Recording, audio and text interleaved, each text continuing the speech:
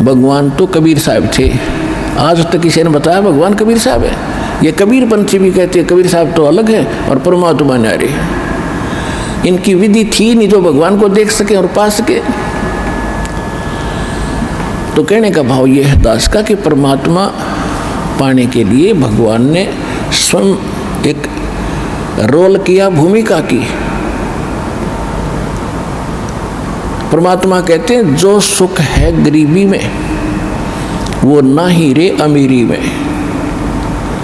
गरीबी यानी आधीनी और साईं इतना दीजिए जा मैं कुटुंब समावे और हम भी भूखे ना रहें अतिथि ना भूखा जाए। इसमें जो सुख है और भगवान की भक्ति साथ हो। देखो भगवान की भक्ति नहीं है तो चाहे वो हैंड टू माउथ वैसे भी रह लो, उससे भी कोई लाभ नहीं होगा। भक्ति भगवान की साथ हो और भगवान का फिर सहारा आपके साथ रहेगा। आपको आवश्यक वस्तु आपके सोचने से पहले प्राप्त हो जाएगी। जब हम भगवान परमात्मा कबीर जी की शरण में विधिवत रहेंगे तो फिर हमने घने संग्रह संचन की आवश्यकता क्या। लेकिन हमारा जो है दिल इतना कमज़ोर हो लिया, हम संग्रह किए बिना रुक नहीं सकते। फिर परमात्मा ने बताया कि जैसा भी जिसकी व्यवस्था है उसी में इस भगवान की भक्ति को प्रारंभ करो, ज्ञान को सुन और इस पर कुछ कदम इसके अनुसार रख कर देखो। फिर आपको शांति भी होगी, घर में बरकत भी होगी, पापों से भी बचोगे।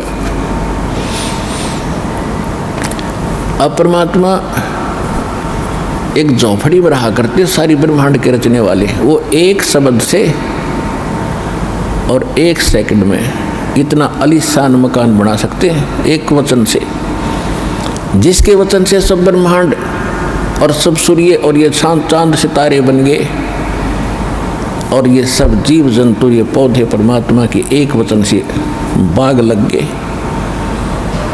तो क्या वो अच्छे महल बनाकर नहीं रह सकते थे इस पृथ्वी पर? काशी बनारस में वो जुल्हे का काम करके क्यों दिखाया उन्होंने? क्यों एक झोंपड़ी में टाइम पास किया कि बच्चों आपको बस इतना ही पर्याप्त है। इस गंदे लोक में, इस काल की जेल में तुम बड़े बड़े व्यवस्था करने चाहते हो तो तुमने भांग पी ली। आपको ये जेल महसूस हो नहीं रही क्योंकि आपको नशा करा दिया इसने। अब ये परमात्मा का ज्ञान एंटीबायोटिक काम करेगा, ये आपका नशा उतारेगा और फिर आप होश में आओगे। फिर आपको यह जेल दिखाई देगी। जब आपको ये जेल दिखाई देगी तो इससे निकलने की आप चेष्टा भरसक करोगे। और अब परमात्मा ने बता दिया, चेष्टा की तरीका बता दिया कि ऐसे प्रयत्न कीजिए और गारंटीड मोक्ष होगा, गारंटीड मोक्ष होगा। ये भगवान की बताई बाणी।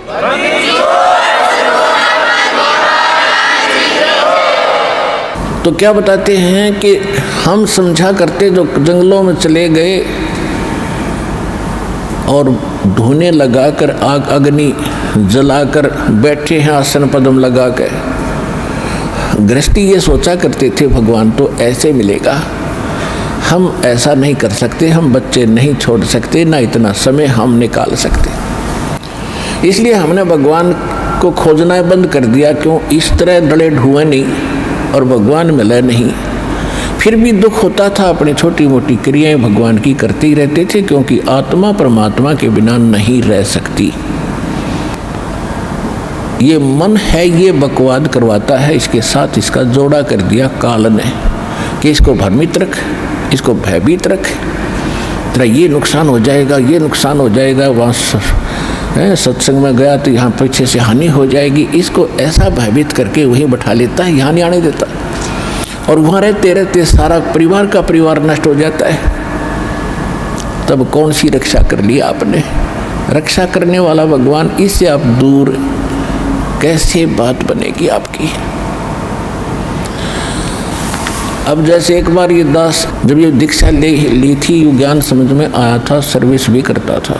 तो जब ये ज्ञान समझ में आता तो अपने साथी कुलीग को, सभी को जो भी संपर्क में होते हैं, ज्ञान सुनाना हमारी मजबूरी बन जाती है और ज़रूरी बन जाता है। ऐसे ही ऑफिस के अंदर दास ने जिक्र किया तो एक हमारा जो साथी था वो कहने लगा, भाई आपने संत तो देखे नहीं है।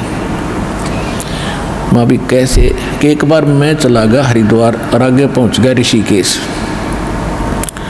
ऋषिकेश की झाड़ियों के अंदर मैं घूमता घूमता गया। आगे क्या देखा कि 10-20 व्यक्ति बैठे एक वृक्ष के नीचे और जंगल की तरफ टकटकी लगाए बैठे। मैं वहाँ गया, उनसे पूछा यहाँ क्या देख रहे हो। उन्होंने बताया कि यहाँ एक महात्मा रहता है, बड़े सद्पुरुष हैं और केवल एक केले के पत्तों को लंगोट के स्थान पर बांधते हैं पर्दे पर, और ना नगर में आते ना बस्ती में, इस जंगल में घूमते रहते हैं, गुफाओं में रहते हैं, और उसके दर्शन यदि हो गए तो बेड़ा पार हो जाएगा। एक उन्हीं में से कह रहा था, एक दिन मैं यहाँ सुबह सुबह वक्त से आ गया और मैं ऐसे ही देख रहा था, उस महात्मा ने मुझे देख लिया, वो मेरी तरफ ही आ रहा था। मैं उसको नहीं देख सका, वो मुझे देखकर वापस भाग लिया। मैंने उसकी पीठ देखी थी, जब चेहरा देख लेता था, दर्शन हो जाते तो बेड़ा पार हो जाता। अब मुझे तो मालूम था कि उनको आगे बात बढ़ाना मैंने उचित भी नहीं समझा। मैं भाई ठीक है, अब इतने रंग में रंगे हमने कक्का पता नहीं।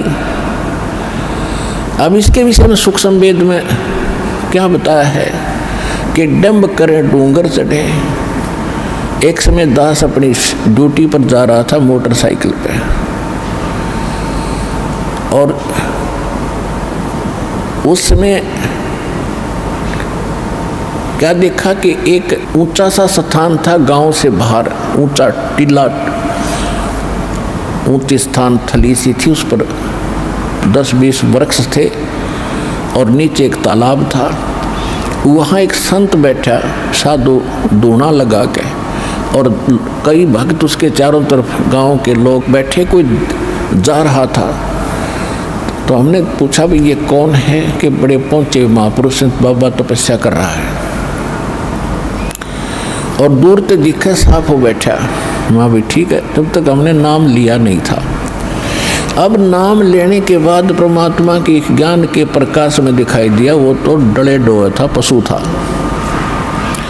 क्या बताते हैं कि डंब करें, पाखंड करें, दंब माने पाखंड, डंब करें डूंगर चढ़े, डूंगर माने ऊंचे स्थान पर बैठेंगे, न सब न दिखूं, तपस्या कर रहा हूं। डंब करें डूंगर चढ़े, अंतर झीनी झूल, और जग जाने यो भक्ति करे, यो बोवे सूल बबूल।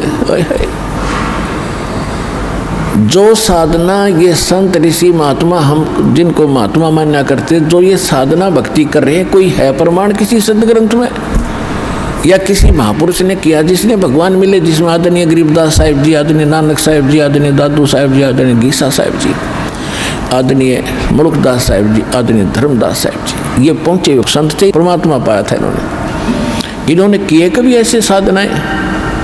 और ब्रह्मा विष्णु महेश तीनों गृहस्थी, और इनको पाने के लिए जंगल में लंगोट बांध के बैठे ब्रह्मचारी बन के। हद होगी, हमारी बुद्धि का पत्थर पड़ गए थे, कभी ज्ञान नाम की चीज नहीं थे हमारे पास।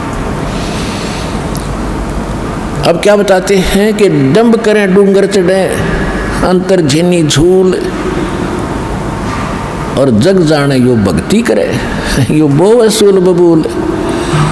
अब ये तो ड्रामा करते हैं कलयुग के, जो कर रहे हैं। सुबह जैसे गर्मियों के दिनों में 40 दिन तक 5 दूने लगाकर बीच में बैठ गया, 40 दिन में होगी अमर काया, वाह भाई वाह। या फिर झरना बैठ गए, कहते ये तो है एक ड्रामाबाजी।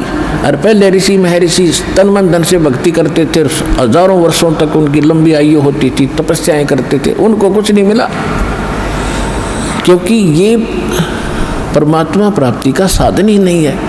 इससे क्या होता, तप से राज मिलता है, तप से राज मदमानम, और जन्म तीसरे शुक्र समानम। जैसे सदग्रंथों में भी लिखा है, तपेश्वरी सो राजेश्वरी, राजेश्वरी सो नरकेश्वरी। तपेश्वरी, तपेश्वर तपेश्वर यानी तपस्वियों में सबसे श्रेष्ठ घना तपस्या करने वाला वो राजेश्वरी, वो राजाओं में सबसे ज़्यादा ताकतवर और धर्मान राजा होगा। और जितना ज़्यादा अक्षेत्र जिसके पास होगा वही ताकतवर माना जाता है। राजेश्वरी सो नरकेश्वरी, इतना ही नरक उसने घना मिलेगा। वो नरक में भी सबसे आगे पड़ा पाओगा, सबसे ज़्यादा समय तक रहेगा, वहाँ भी नरकेश्वरी होगा वो। तप से राज, सूक्ष्म वेद में लिखा है, तप से राज और राज मदमानम और जन्म तीसरे वो शुक्र सवानम। तप से राजा बनेगा, राजा में अभिमान होता है, वो उल्टे कर्म करते पीछा नहीं देखता। अपने राज्य के विस्तार के लिए, अपनी प्रभुता बनाने के लिए दूसरे राजाओं पर चढ़ाई कर लेते, उनके राज्य को हड़प करने के लिए, और ना जाने कितने नौजवान बच्चों को मरवा देते, सैनिकों को। और फिर आप कहाँ गए? कहाँ उनके राज आज गधे बनकर घूम रहे, वो कुत्ते गधे सूअर की योनि में राजा लोग।